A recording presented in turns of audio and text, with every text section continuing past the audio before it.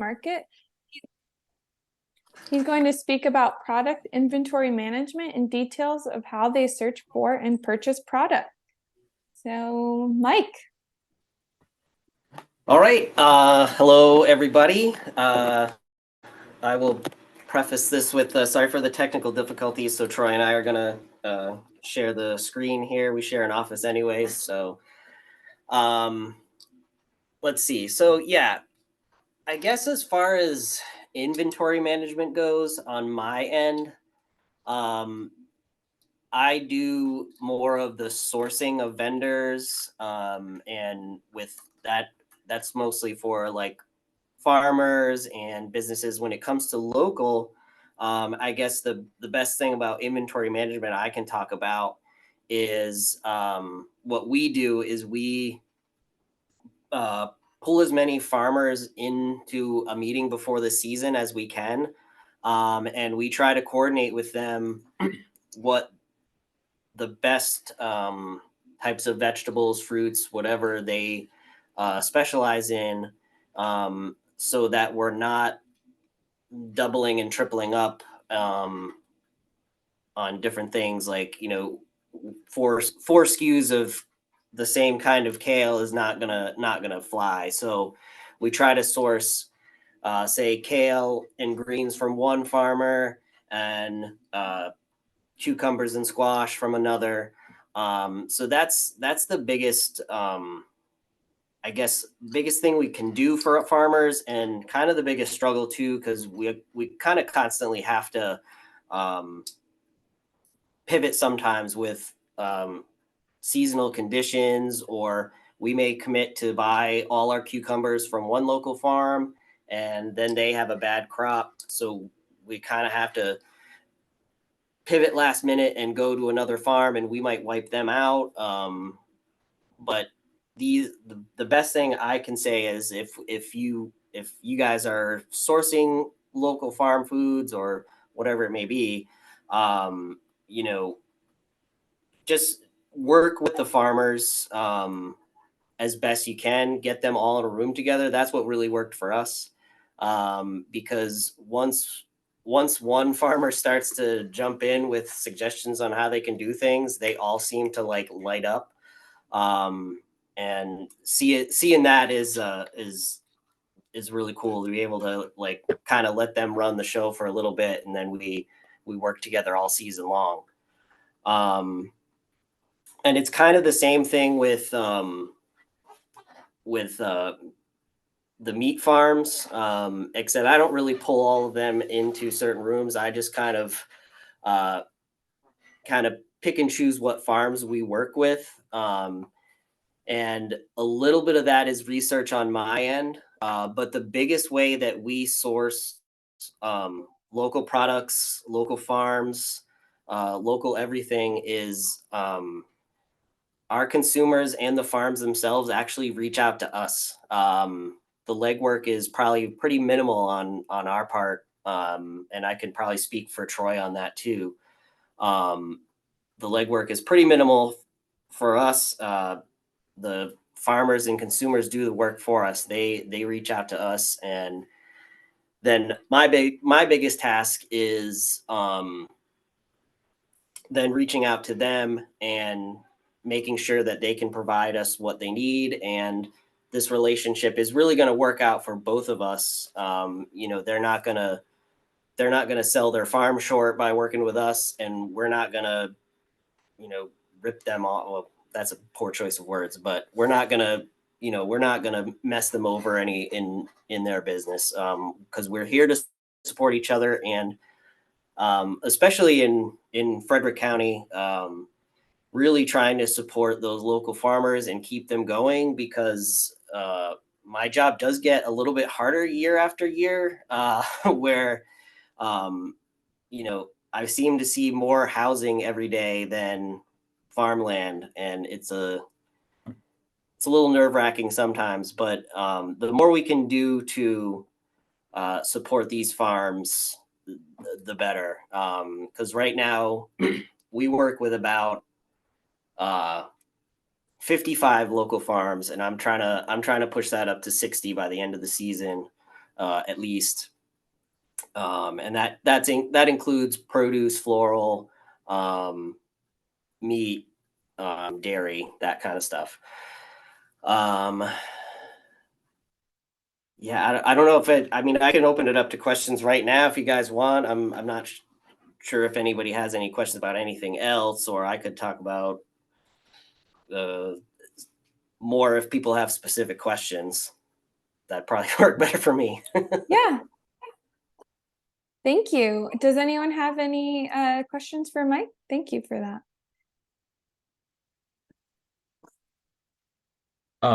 Just for the benefit of the group, do you want to just give a little overview of the common market stores, how big they are, that sort of thing?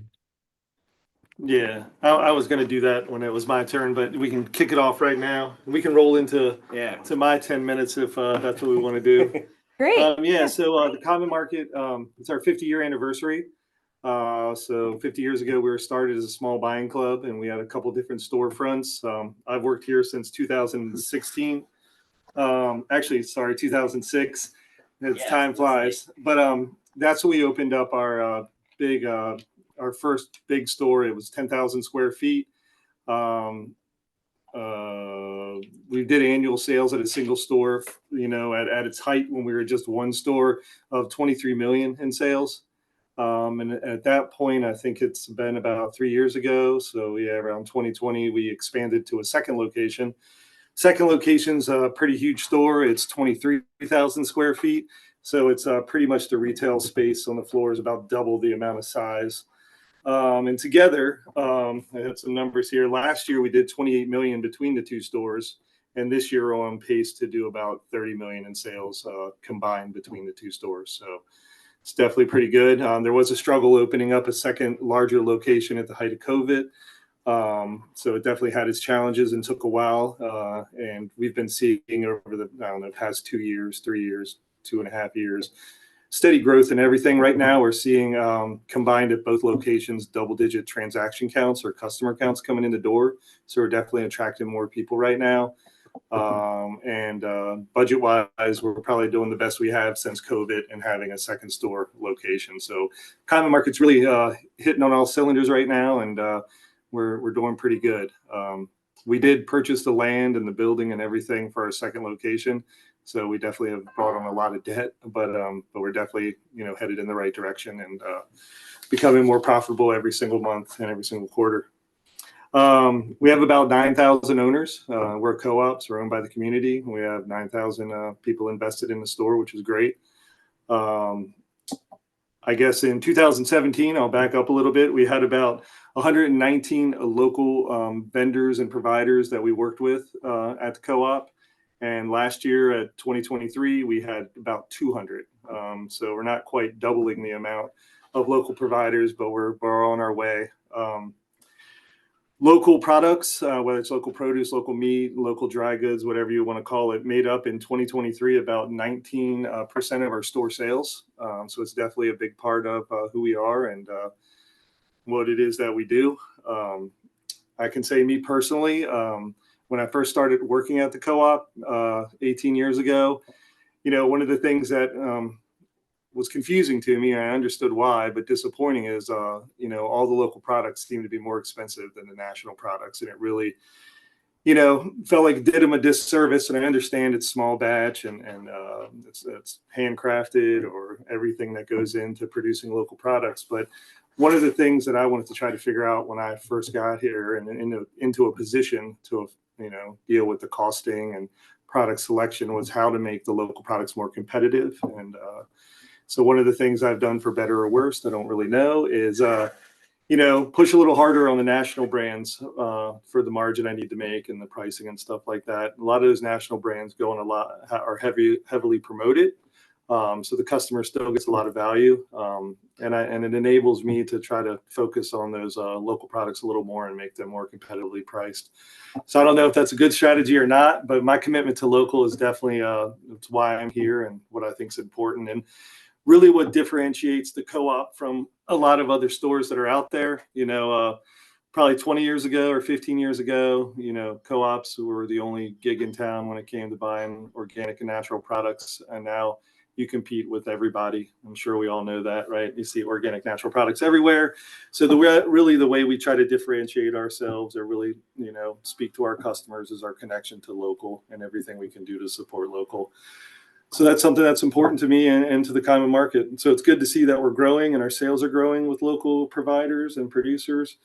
And it's also challenging. Our general manager, Ramon Diaz, is definitely big on local. So it's almost every other month he's asking me how many more do we have. And it's hard to keep up with only focusing on bringing in more local vendors with everything else that goes into running a business or a co-op.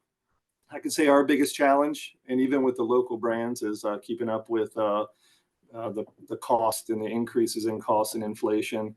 You know, and if I had one thing to say to the local brands or people that are on that end, the vendors, is hopefully they're staying up on their end with their costs, because I know that can put them out of business rather quickly, and then communicating those costs to us, the retailer, and so we can stay a viable business and make sure our costs are in line with everything that's going on. I hadn't seen a cost update to a pretty big local provider of sauerkrauts, kimchis, all those things out of Baltimore. I don't want to say their name, but they recently sent one, and I felt like, oh my God, you probably should have sent one 2 years ago. What's been going on? But it was good to see that they keep their costs down and their prices in line, hopefully. But was expecting to see that a little sooner. So, like Mike said, a lot of people reach out to us. You know, we're heavily involved in the costing and product curation and looking at movement reports and making sure that, you know, slow movers are out of the store and we're up to date on the latest and greatest items and stuff like that. So it doesn't leave a lot of time to necessarily try to find more local providers ourselves. We attend trade shows. You know, we went to the Virginia Food and Beverage Show. It was pretty nice. Thanks for the cluing us in on that, Lauren. I had never heard of that or been to that one before. So it's nice to check that out. We go to Expo East. And we're also in line with the NCG, which aligns all the co-ops together. And they usually have a tabletop show, although it's not local, but that's where we find a lot of products and stuff like that. I don't know if you guys are working with the local vendors and trying to help them get into retail stores. That's awesome. So one of the things we look for when we're meeting with local vendors, since a lot of them do reach out to us, is one of the first things, we have to have in line is the liability insurance and health department certificates. A lot of people come to us and they're not that far along yet. They don't have the proper documentation needed for us to even get started in talking about bringing their products in. So if you're working with any of those small brands, small companies, local people, just help them figure out how to navigate all those things, the health departments, and whether they're just working out of a test kitchen or a kitchen per se, or they're even trying to be involved with the cottage industry certifications and stuff like that. It can get tricky to kind of navigate those things. And I know it's tricky for me to navigate them as well. So having that proper documentation is important. Also coming up with, I think someone might have mentioned sales sheet, but having a sales sheet makes it easy for the retailer. Having something we can quickly look over, see what the costs are, what the product looks like, seeing how that could possibly fit into our sets. And, a lot of times it's, as we want to, support more local and work with these people, local vendors, it's really seeing what the products are quickly as possible, and then seeing, is there an opportunity or an avenue to get them into the store with little as work as possible, and having to research, and find out all the information through different websites and everything about what does the physical package even look like, you know what I'm saying? Also working with people to have, where it's applicable, the UPC or PO or a product lookup code. We have a lot of people that come to us from farmers markets, and they're getting a lot of turnout there and a lot of interest in their products.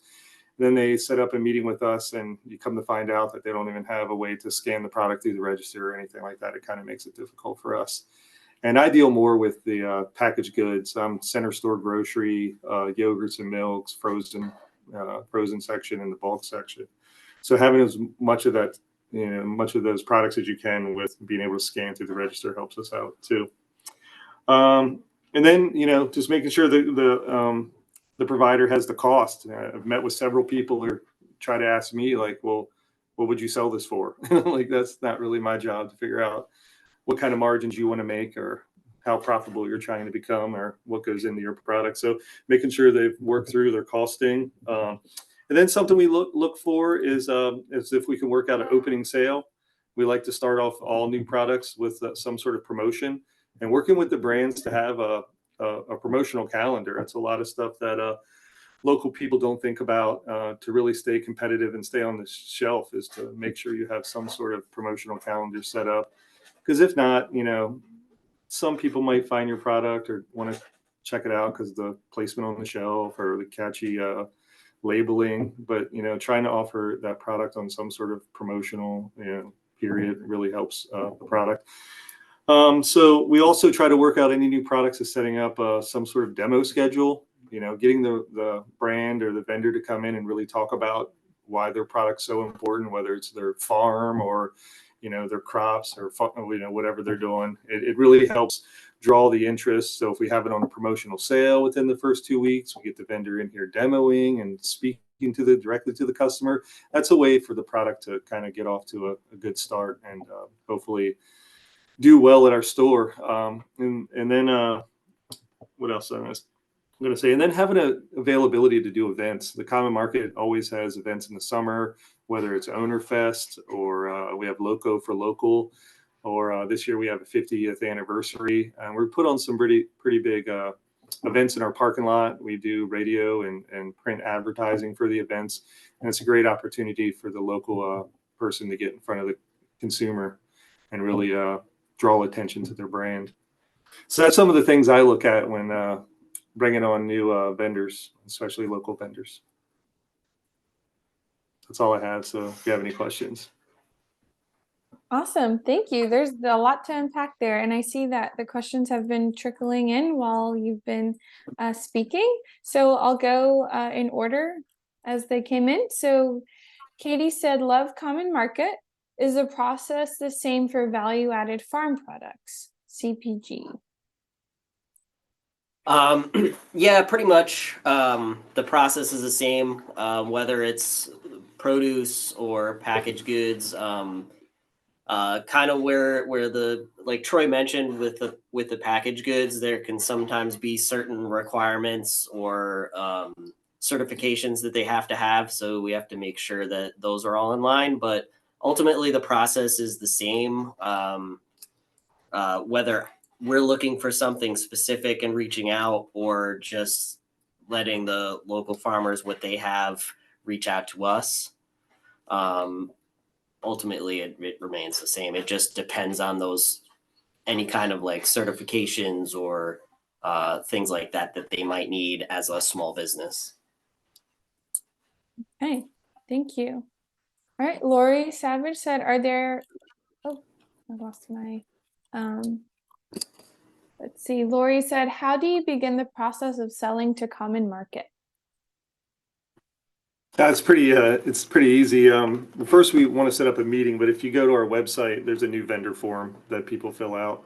And those new vendor forms come to Mike and myself, and we follow up with every single one of them. We want to talk to people and hear what people have to say. Sometimes it can be a lot at once. We also get to contact us when people want to complain or say great things about our store. So we find a lot of times we're answering a lot of emails from the website. But there is a new vendor request form if you're just a customer or somebody who wants to see something in our store. And then there's a new vendor form itself where the vendor fills out the form, and it has all the it's got all the spots to list all the information that's needed to get started with us. But we answer all those things, and I don't think there's any, one that's not valid to answer. Yeah. All right. Angelica said, what do you think are the best strategies that work launching new products on retail? And this is actually a question that I had as well. Besides having the proper certification and just being prepared in that sense, you mentioned that you pick and choose, obviously, what products, but what makes a product stand out to you guys? Like, what is going to set set them apart out of, I'm sure, the sea of vendors that are trying to get in the store? Yeah, I kind of covered it just a minute ago, but and this one's important to me because I want to see a lot of vendors succeed, and I've been working here for a long time, seeing a couple different things from vendors, and I'll tell you what I've seen, and I'll tell you what I feel like works best. So a lot of times we'll meet with people, and they have a great product, and a great story behind the product, and you listen to some of the stories and they're so moving about, like, it was my grandparents recipe, or I started this a long time ago but ran into this, and then I'm kind of getting back at it and stuff, and they really draw me in and pull me in with a lot of the story behind the products and everything. But then when it comes to the pricing of the products, sometimes the pricing is kind of so far out there, and I usually don't get involved with what the vendor is paying or what the costs are in making the products whatsoever. But sometimes it can be so far out there. I try to explain to the vendor that we got to get within a certain range to make it competitive, first of all. And then also we want to look at, are you just going to try to make the margin, or do you want the margin dollars? Would you rather sell 10 of them at your 50 margin that you're trying to make for yourself, or do you want to sell like 30 of them at like a 35% margin or something different, which they got to figure it out. Sometimes you got to look at, my boss has always told me you can't take margin to the bank. You can only take the dollars to the bank. So sometimes the velocity and volume of the product that we can sell can make more than the actual margin itself that you're trying to achieve. So it's coming up with that, a price point, a retail price point, and a cost that makes sense. One local vendor wanted to charge something like $11.99 for this product that they have. I don't want to reveal them, so I'll be very kind of vague about it. And it was like $11.99, and the national same type of product was like $4.99. And I'm just like, I can bring you in, and your story's great, but if you collect dust, each spot has to pay for itself on the retail floor. And and I did a 90-day review of the product. It was pretty much at the spot where either they needed to come in and do another demo again, or I needed to get rid of them and stuff. And so we talked about that price point, and we were able to get it down to about $8.99, where instead of $11.99, where they felt a little bit comfortable. And we definitely seen a rise in some of the sales by lowering the price point. So things that I feel like can make a product successful and make you stand out. And I say this all the time to people. I mean, you could have the best shelf space, the best branding, and best labeling on your product, but you're just hoping someone picks it up and tries it, right? And so the way that you can, get people's attention are active demos. And I've made them a requirement of new products from local vendors. Like, if I'm going to bring you in, number one, we're going to work out some sort of introductory sale. And normally what I'm looking for is like 10 to 15% off of the opening order. So on that opening order, and I'm going to buy enough on that opening order, not to pad my margin so that when we're done the sale I make a bunch of money. I'm going to order enough what I feel is like going to sell in that first 2 weeks. And during those first 2 weeks, you're the vendor going to make a commitment to come in and do an active demo. And that way the product's on sale.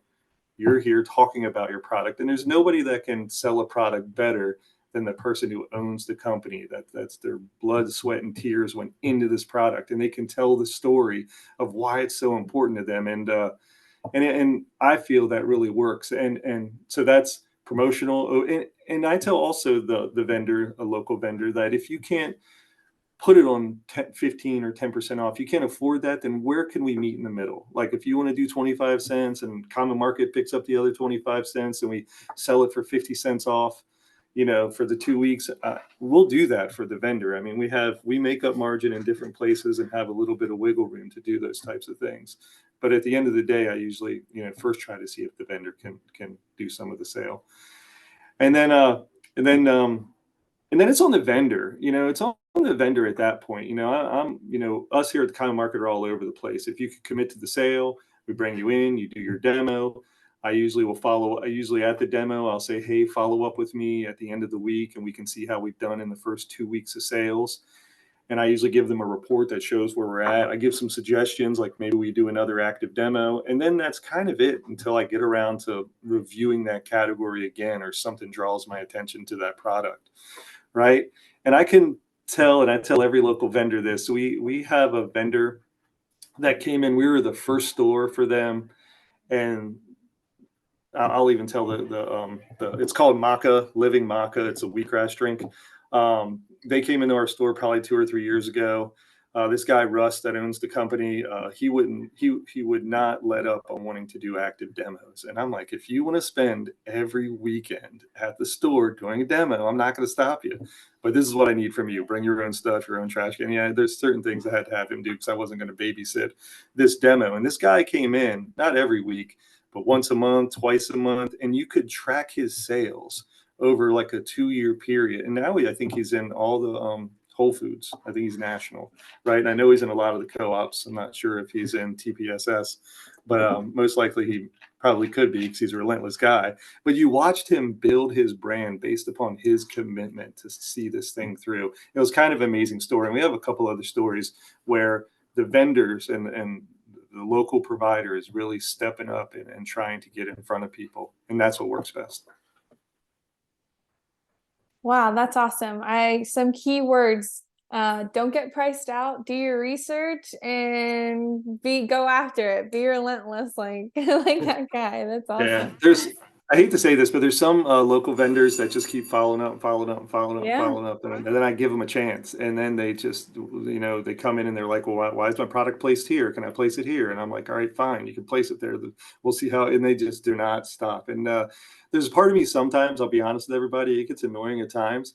But I do have a love for the people that are following their dreams and their ambition to grow and keep after it. And so, I usually tell them a little bit of both of that. Yeah, I love that you're so ambitious and you won't stop, but Jesus, you're driving me crazy. Awesome. Well, thank you. Thank you. All right. Let's see. We have a couple more questions. Mike said, what % of local vendors do you buy from direct versus some form of distribution? Yeah, I don't know the percentage, but I can tell you that Rainforest Distribution is a good local provider of local products. And I don't know if anybody is familiar with Rainforest here. They sell a lot of the same products some of our, United Natural Food sells. And so sometimes we get better pricing from United Natural Foods than we do from Rainforest, but we give Rainforest, a little extra sales to their distribution company of things we might be able to get other places because of their connection to local and what they do to local. So I'd say I don't know the percentage of it. It's probably and it's a tough one, right? And I know we're kind of getting at with this is that local is great, but what happens sometimes is you invest so much labor and time into the people doing the ordering in the store that it becomes this tug and pull between being efficient with placing orders and then having too many outside and local vendors, which makes it very difficult. And I kind of sometimes my general manager, Ramon, would go back and forth on this one because the store operations will be like, Mike and Troy, stop it with local vendors. There's too many of these direct vendors. And at the same time, we're like, well, GM wants to grow local vendors. What do you want us to do? And so I'd probably say if I had to guess, it's probably 60% direct vendors and 40% from distributors, and with Rainforest to be in the heaviest with the connection to local brands. Yeah. And I would say on the fresh side, that's about the same. It might be like 70-30. Produce is a little bit different because we do deal with some of the farmers direct, but we get a larger percentage of local produce through Four Seasons, and they work with local farmers in PA and Virginia and stuff. So we're able to pull from big distributors, still local produce. But yeah, I would say probably 60-40 and maybe even 80-20 for the meat vendors, because not a lot of our local meat is coming from any distributor. It's all mostly farmers. So if anybody's looking at distribution of products and trying to get everybody under one umbrella and distributing for them, I think that would be a big advantage to kind of help local brands and local vendors if they could find it. And honestly, when I do find a great product or I meet somebody locally that's interested in taking their brand to the next level, I always recommend Rainforest and stuff. I think they're a great, and they're very open. I have a good relationship with some people there. They took a lot of our old. I've worked here for so long at Common Market. I've seen a lot of employees I've worked with make it over to Rainforest, and so I kind of have a connection there. And I try to steer what I feel is after the product is established. I don't want to send people over just willy nilly, but when I feel like a product's an established product, and I think it could be a win for Rainforest and a win for other people out there looking for local products, I try to direct them over there and stuff. Awesome. Thank you for that. I know we have a lot of our MoCo Made products, our MoCo Made business owners on this call. So please feel free to ask your question now if you'd like to, or put them in the chat. All right. So I'm going to move on. The next portion, oh, did someone unmute? I'm sorry. Actually, Esther, I had a little bit of a question. Oh, yeah. And I just wanted to ask, I know that I talked with Troy and Mike about our MoCo Made Food and Beverage Expo. And, we have that annually to promote our MoCo Made businesses. Details are still TBD. Right now, we're working out the date and time. But we are basically, I'm just curious, you mentioned those kinds of events. And what the balance is in how many products you actually see directly at those kinds of events versus and that new businesses you hook up with versus new businesses you hook up with through a place like Rainforest Distribution versus the individual vendors that do contact you.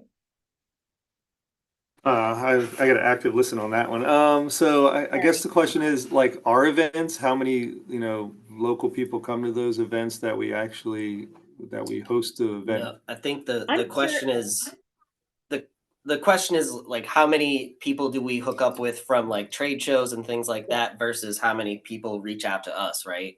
Yeah, and I would say the percentage is much higher of people that reach out to us than going to trade shows. However, we do occasionally like get people in from that. But the trade shows are hard, because a lot of time is spent at the shows, and then you find out once you go there. And I think there's value in going to the shows for sure. And I think there's value in having the shows. But someone in my position, what I find out mostly happens at shows is either a lot of times the product isn't available at my warehouse, or we're out of the delivery zone for the product, or the product works with a company that we don't currently do business with. And that distributing company has a minimum, order that we can't meet to only do business with one or two local providers. And so I think, like Mike said, a majority people come looking for us. And anybody that's out there on this call, or anybody, that wants to get a hold of us, is the best way. And then continue to follow up is the best way also. I always tell people, you won't bother me if you email me 50 times, stay after me. But I think, having people find us helps, and even consumers, some of our best products in the store were just brought up by somebody emailing us saying, why don't you carry this? And we're like, oh my God, why don't we carry this? So we try to do our best to stay on top of every trend and have every new product that we can in the store. But inevitably, it's a lot to manage when you're a co-op and you wear so many different hats within the stores. People love co-ops to work for them because it's democratically run and nobody tells us what to do. There's no home office making decisions. But then what that turns into is you're all those things. You're making all those decisions, which is it's hard to do it all. Yeah. Can I just ask one more question, Esther? Because I wanted to make sure that just, and obviously we have a lot of MoCo Made business owners on the call. Again, invite you all to unmute, introduce yourselves to the folks here at Common Market, and ask any questions you may have.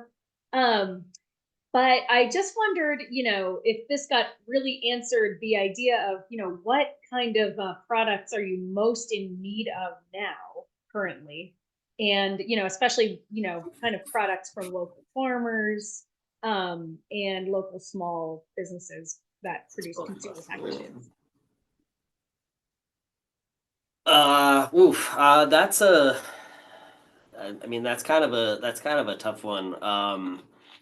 I would say for me, for local farmers, I know now's not the season for it, but Local fruit in general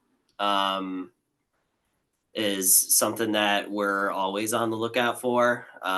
We work pretty closely with Lancaster Farm Fresh Co-op, and they provide us. They basically do for us, or they do what we're trying to do, but they gather all the farmers together and try to get the best deals for them, and that's kind of how we procure a lot of our local fruit. Local vegetables, I don't know, I could probably go through and see what we would need, but we got some good farmers that supply us with a lot of the basics. But fruit in general would be the thing that we're looking out for the most. And then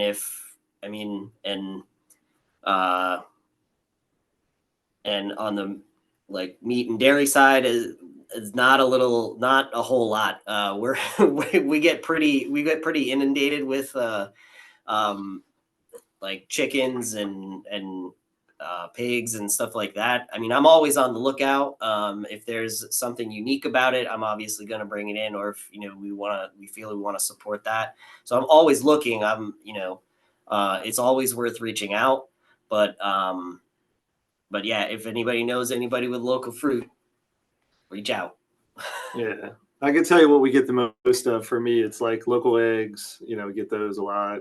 Honey, we get that, a ton of those, and then hot sauces. There's nothing specific I'm looking for, but those seem to be those three of what I get the most from people. And like Mike says, we're always interested and communicate, and we'll talk about it. But there's nothing, one thing in particular for packaged or dairy or frozen that I'm actually looking for. But still interested in everything that's out there. And I think last question in the chat from the chat says, are you accepting cottage food vendors, which Angelica Velez asks? We'll talk about it and interested in it. It's just, we have to be very careful about it. We had one kind of go south not too long ago. The brand or company didn't have the proper certifications, and I was kind of new to understanding and still kind of, the big restrictions and stuff like that. But yeah, definitely interested. Definitely. All right. Awesome. So I'm going to go ahead and move on. Don't want to miss any questions, but so I'm about to present a sell sheet example that I created based off of some of the information that a local retailer shared with us that it would be nice to just have on one sheet. And so just an example for producers to have access to. And, obviously we will share the template link with you all and you can make it your own. So I'm going to share my screen. This is something I put together based off of that information that was shared, just of some general product information that would be nice to have on a one pager. So let me share my screen.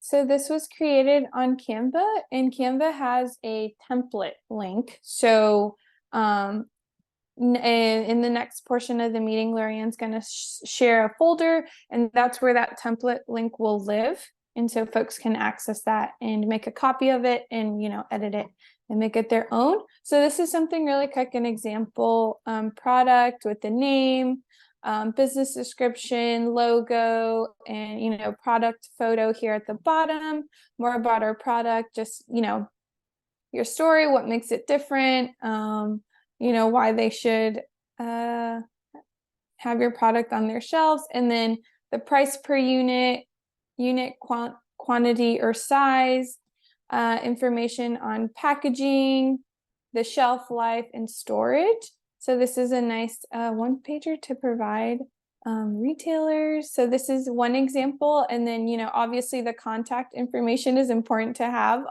on your one pager. So, your website, your email, address, if that's applicable, just so it's all there so they can follow up with you. And then this is just a different version of it. A little more simple, but definitely has all that information there. And hopefully our producers on the call find this helpful. And if you have any questions, let me know. But just want to provide this resource as a takeaway from this call so that you can get organized and have a nice sell sheet. So that's it. And then next step is Lorien's portion.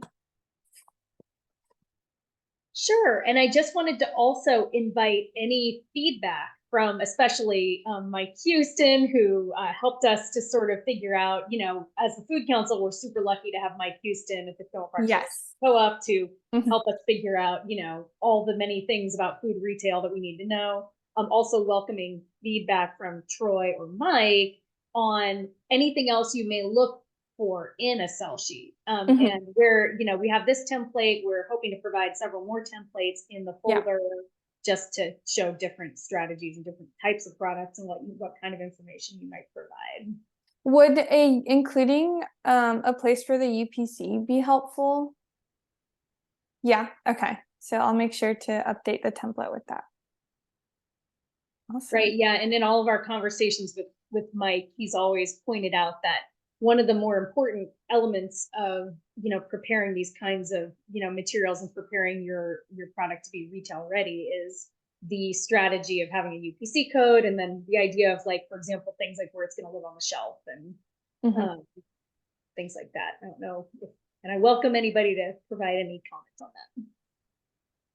Yeah, I mean, sort of piggybacking off of what Mike and Troy said, but, if you're going to approach a retailer, definitely, if you're local and have the ability, but I would go into the store and figure out, what is on the shelf already in your category, or if there's not anything, but, be ready to go with the answer of, where you are price wise compared to, what types of products are on the shelf, or, if you're offering something completely unique, that's a great thing to know. I absolutely, I'm trying to look at everyone who's on the call, but I would not start a hot sauce, a granola, or a local pickle company. But I think we have some awesome differentiated local products. Totally agree on the demo. That's a huge selling point for retailers bringing it in. But yeah, be ready to go to answer why your product would deserve shelf space. And I couldn't really see that little sales sheet you had, but I think what's also important with the brand is shouting out, like, if it's woman owned or veteran owned, or, just all the taglines people look for. A lot of times people want to support, those causes. Sorry, Troy, it might be, I might have to make the zoom in a little bit. Can you see it better? I can't show the whole page without having, but that is, so including, description of, ownership type, I guess, would be nice to have, like woman owned, veteran owned. Yeah, I'll definitely include that in the template for sure. That's great.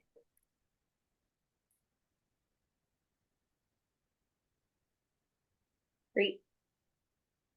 And we will put all this together in a package and make sure to send links out to all of the MoCo Made businesses and all the participants in this call also. But we are, and Patty adds, and organic, absolutely. And don't forget to use that MoCo Made labeling and MoCo Made seal however you feel you need to. Yeah. Well, let's see. I'm going to go ahead and share my screen, I think, too. And so I wanted to say the idea of a sell sheet stash came about as we've been discussing for like a year or two or more, how to basically make the MoCo Made listing a little more detailed so that it's not just useful for general consumers who are trying to find local businesses, but for retailers in general who want to say, at another time throughout the year, not during the MoCo Made Expo, sort of have like almost like an online expo, sort of like, okay, this will be a place that I can look where I can see if there are any new local products that maybe I'm missing or maybe I just haven't heard about yet. And it's a place for folks to check in. Obviously, hopefully retailers will find it useful for also seeing local trends and staying abreast of any local offerings. So we have basically right now, this is in the form of a simple folder, and we hope that we want to invite MoCo Made businesses to upload their materials into the folder. And then we're redoing our website as part of our transition for Montgomery County Food Council. And so once we have the number of sell sheets here, we can actually put them on our website in a pleasing format that will be constantly curated and updated. So basically this is, I'll just show you it real quick on the screen. And it is not, I don't know if it's showing up as, make it full screen here. This is just the simple, I won't take up too much airspace, just demonstrating what an actual Google folder looks like. But this is the sell sheet. The sell sheet templates live in the folder. And as you upload, so you just, obviously, I mean, this is something you just download, the actual templates. Obviously I think most of us know how to upload a file to I hope that's showing up on the screen. I have no idea if it is or not. It is, Lorien. It is. Awesome. So great. So then you just upload it there. We're going to be promoting this once we have a nice critical mass of sell sheets, we'll be putting them on our website for basically what we hope to promote as the sell sheet stash. But we need you all's help with that because we need your sell sheets if you have them. And we are going to be in all of our communications out to the MoCo Made businesses, we'll be providing the link repeatedly to sort of remind you that, say, if you decide to change your product or something, you can just delete out your sell sheet or change it again, so that it's constantly being updated by you all, so that we need your all's help to make it a useful and relevant and timely way that we can promote all of your businesses to retailers. And let us know any feedback or anything that you have in mind related to that. I'll go ahead and put the link right now in the chat. And thank you. I think, Lori, I appreciate it. We have one. I'll upload it when we have the link. Awesome. Yes. Awesome. Thank you, Lorien, for sharing that. And just a reminder that we'll send out the recording link to this meeting, and that any links that were shared today. And I want to thank our speakers, Mike and Troy and Mike from TPSS for all their wonderful insight and just all the wonderful work they do with their local producers. And we're excited to work alongside you all. And if you have any further questions, we'll be sure to share emails and any contact info. But we timed it perfectly with you get 2 minutes to spare. You get 2 minutes back of your day. So thank you, everyone. Have a great day. Thank you, guys. Thank you. Bye. Thank you. Thank you. Great meeting.